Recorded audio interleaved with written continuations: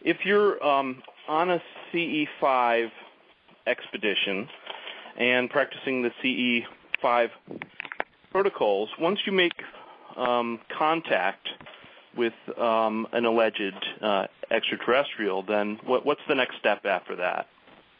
Well, I think that the main thing is that if you're in a state of consciousness where there is both remote viewing and direct contact, that you stay in that state. And it's really not about any particular agenda of a conversation. It's about coming together and being together. And that's the experience we've had at this phase.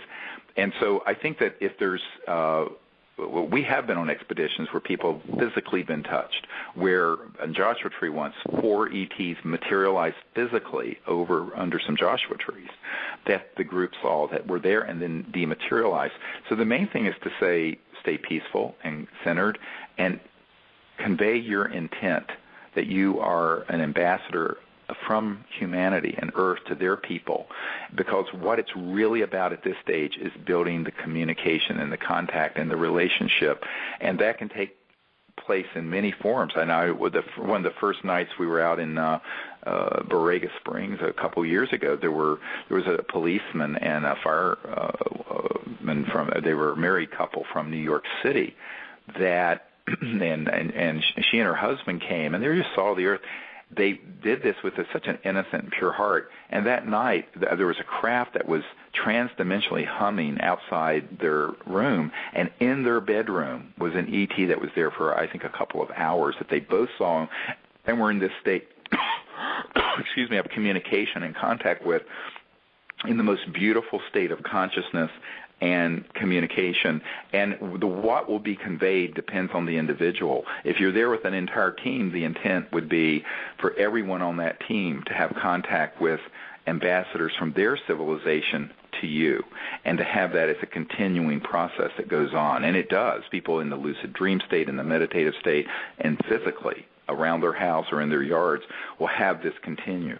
And at this phase, what we're doing is wanting to build this relationship that is built on the concept of the oneness that exists in universal consciousness, that the mind itself is this infinite field that all of us can come together in. And it's the ultimate communication system, is mind itself. And every point in space and time is actually connected through the awareness of every individual. So every person is a quantum hologram that's connected to everywhere in the cosmos. This is what's amazing about the nature of conscious reality.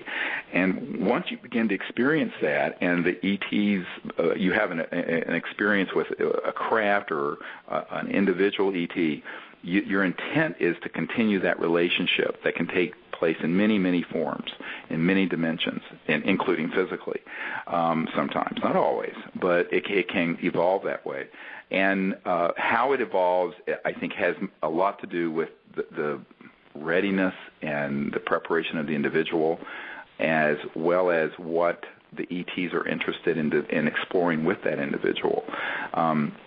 My experience is that these civilizations are very eager to make these sort of personal contacts with people and in groups if folks are in the right intent.